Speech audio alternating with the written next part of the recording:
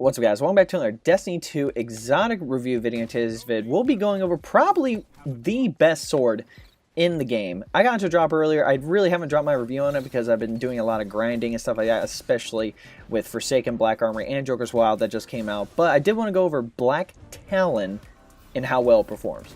So on how to obtain this weapon, this is a Forsaken exotic, so it is a random drop from any source in the game world, or Zerg can possibly bring it around. So you'll have to check in with him every week to see if he brings it. But again, it's basically luck. Let's go over its perks. So it comes with crow's wings. Press what would be the trigger button, whatever you use on console or PC, to fire off a projectile cross combo, which is pretty cool. So next you have tempered edge, increases sword damage and ammo. Heavy guard, sword guard has high efficiency and high defense, and then tireless blade, sword ammo granted for every other powered sword kill. Just going over a quick summary. Basically, crow's wings. It makes it a Void Dawnblade, right? Launching a sword projectile that tracks targets to a degree. It does track pretty aggressively, in my opinion, but you definitely need to be accurate when it gets to a distance. You can launch a lot of blades consecutively if you have a good amount of ammo, plus you get ammo back if you get kills, and it can always be used as a normal sword type, guys. You don't always have to use a heavy attack, so that's just a heads up there. Going over PvE. Now, in PvE, it's not too bad. There are better swords to use, though. Like, being able to launch projectiles is cool and all, but having the Striker's Sure Hand with Surrounded and a Surrounded spec is going to allow for a lot more DPS, especially when it comes to bosses, taking out a bunch of adds very, very quickly. The cool thing about Black Talon is that every other powered sword kill grants ammo, which is great to have on swords in general.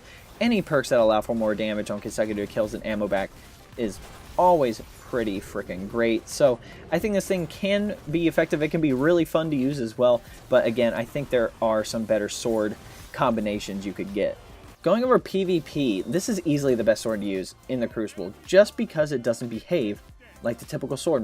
Most swords have to be up close and personal, but this one allows you to hit someone all the way across the map, which is freaking insane. I love when a shotgunner is rushing towards me, thinking that I have to be up close with my sword, and then boom, like he's thinking, wait, is he backpedaling? Like, why would he even backpedal? He has a sword. He wants to be up in the fight. And then the guy gets immediately slapped with a Void Dawnblade coming like right at him. Plus getting the ammo back on kills is freaking sweet as well, being able to get all that. One of the only downfalls is that this weapon takes up your exotic slot. So you're out using any primary or secondary exotics. That is one of the only downfalls for me.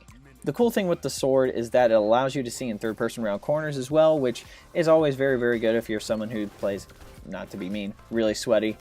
Or like and all that stuff. I'm not trying to be mean. Like, I don't use swords often. I really like this sword, but again, like if you do use swords, you can, even if you don't have ammo, you could go into third person, get some more info about the enemy team without actually putting yourself out there and getting shot.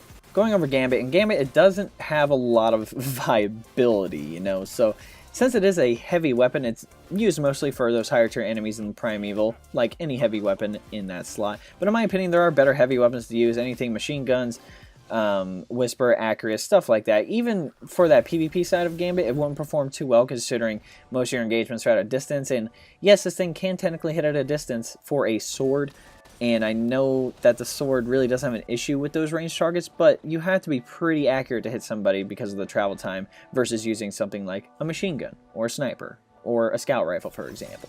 Going over some useful exotics and perks, I can't think of any relevant exotics. There is a new exotic for the Titan called the Stronghold, where you block and you get health back, and it doesn't take down the ammo of the sword.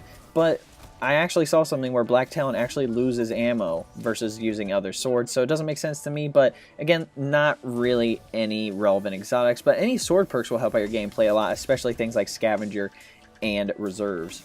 Going with my final thoughts, overall, this is easily the best sword to be using for PvP. It's extremely fun to use, and it's even more fun than the World Line Zero.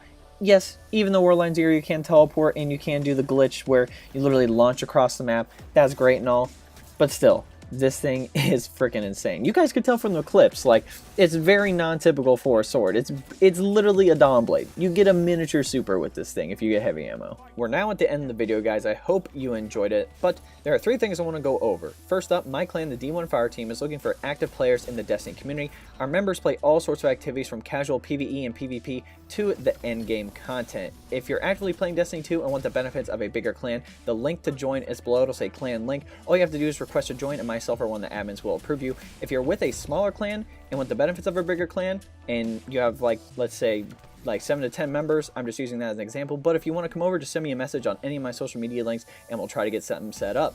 Number 2, if you want to know how to support me, there's a link below that says best way to support me. That'll take you to a 4-minute video. If you want to go check that out, that would be awesome. But if you don't want to do that, you can always like this video, subscribe to the channel, share this video, and all that good jazz if you want to do any of those things. Lastly, we have a link to the community Discord below. Just a heads up, we're looking for anyone with moderator experience to potentially run the Discord. I know for myself, I'm more of a player instead of a manager, so if you have some moderator experience, just send me a message and we'll try to get something set up. I know for myself, I'm on Xbox, but if you guys would like to talk or chat with me, Discord is going to be the best way to do those things. Alright guys, hope you enjoyed this video.